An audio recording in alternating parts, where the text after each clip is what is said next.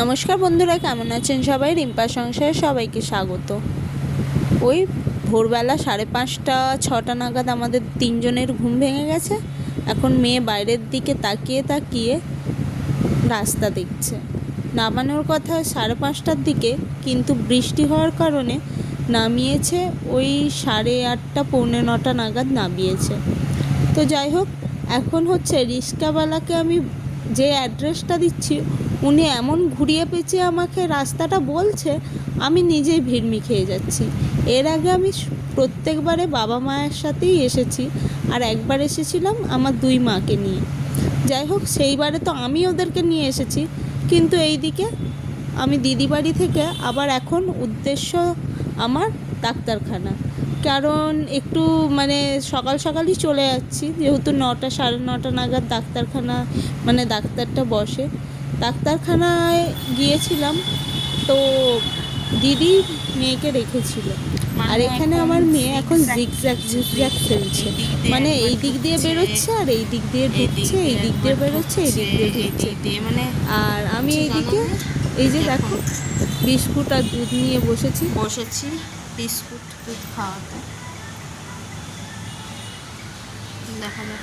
আর ওর বাবা গেছে আমার জামাইবাবুর সঙ্গে ঘুরতে, আমরা বসে আছি।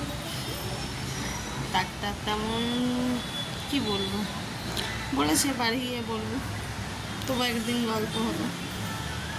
তো এই যে দিদির বাড়ি, এটা 2টা না, এটা নিচেও আছে। নিচে সব কাজের লোকেরা থাকে। কাজের লোক বলতে জামাইবাবুর দোকানে যারা কাজ করে তারা। তেমন আর ক্লিপ নিতে পারিনি, এতটাই কি বলবো, শরীরটা খারাপ হয়ে গেছিলো, ঘুমিয়ে পড়েছিলাম। তো এটা তার পরের দিনে বাড়ি আসবো যেদিন, সেই কারণে একবারে রেডি হয়ে গিয়েছিলাম আমি। আর এখানে দেখো, ঈগল না চিল এটা আমি বুঝতেই পারছি না। এখানে বাড়ির ছাদে ছাদে এই পাখি বসে থাকে, যত সম্ভবত এগুলো চিল। আর এইদিকে আমরা বাড়ি যাওয়ার জন্য রওনা হলাম। থাকবো ভেবেও থাকা হলো না। সব ভগবানের ইচ্ছা বলো আর যাই বলো, আর কি করা যাবে, কিছু করার নেই। দিদি অনেক করে বলেছিল যে অন্তত 2 দিন রয়ে যা, কিন্তু আমার বড় শোনার কথা মালিক না। যাই হোক, তার কাজের জন্য তাকে আসতে হচ্ছে। আর এইদিকে আমার মেয়ে ঘুমিয়ে পড়েছিল, তার জন্য কিছু খাচ্ছিল না। তো দিদি বলল একটু আমি ডাব্বাই করে দিয়ে দিচ্ছি, ভাত আর কিছু না, তেমন ডাল আর মাছ দেবে বলছিল। আমি মাছ দিতে বারণ করলাম, শাক দিয়ে খাইয়ে দেব। বাসে উঠে ওকে আগে খাইয়ে দিচ্ছি। আর এদিকে বাসটা এখানেই দাঁড়িয়ে আছে। এটা জানো তো, আমার এখানেই জন্ম, তো এটা আমার জন্মভূমি বলতে পারো এক কথায়। তো এখানেই আমি ছোট থেকে ছিলাম।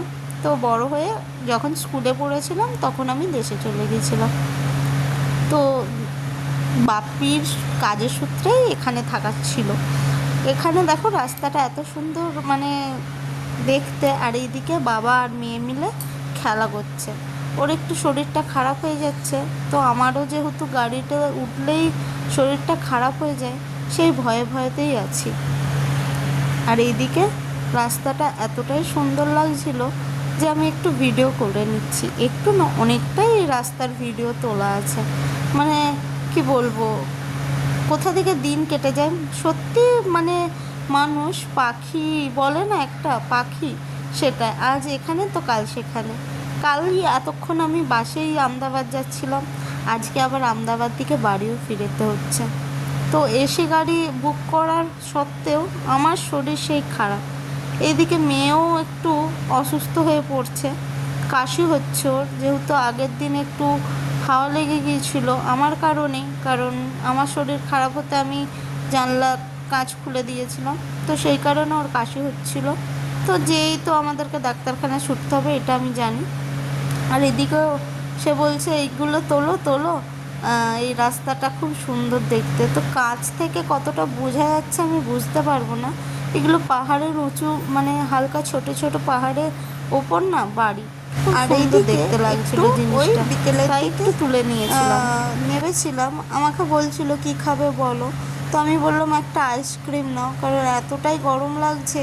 আর এসি গাড়ি আমার সত্যি সহ্য হয় না। এসি গাড়ি কেন, এসেই আমার সহ্য হয় না, এইটাই হচ্ছে আমার মেন ব্যাপার। আমি গাড়িতে আগে আমি অনেক ঘোরাঘুরি করেছি, কিন্তু এখন আর পারি না, কেন জানি না, শরীরের কারণে বা কিছু। এই দেখো, এই আইসক্রিমটা এখন ট্রেন্ডিংয়ে, চৌপাটি কুলফিটাই আমি নিলাম, বেশি বড় নিলাম না, জানি তো এইটাও পেটে থাকবে না। আবার উদ্দেশ্য বাড়ির দিকে রওনা হচ্ছি। এই গাড়িটাও যে এতটা লেট করবে কোনোদিনও ভাবতে পারিনি। যেহেতু ওরা মানে স্টপেজ তেমন দেয় না, তবু এই কদিন মানে গাড়ি দুবারই যে গেলাম বাসে, দুবারই লেট করে দিল। আহমেদাবাদ যাওয়া আসার সময় 7টায় নামানোর কথা, কিন্তু নামিয়েছে ওই 9:45 নাগাদ। সব সময় লেট তো বলেছিলাম, যেহেতু মানুর একটু শরীরটা খারাপ, সেই কারণে ওকে আগে ডাক্তারখানা নিয়ে চলে আসলাম। তো ভিডিওটা এখানেই এন্ড করছি। যদি ভালো লেগে থাকে তাহলে লাইক করবে, কমেন্ট করবে, সাবস্ক্রাইব করে দেবে আমার চ্যানেলটা। পাশে থাকা বেল আইকনটা ক্লিক করতে ভুলবে না, যাতে আগামী নোটিফিকেশনের ভিডিওগুলো তোমাদের কাছে চলে যেতে পারে। তো নতুন বন্ধুরা একটু কমেন্ট করো। তো আজকের মতো টাটা, দেখা হচ্ছে নতুন একটা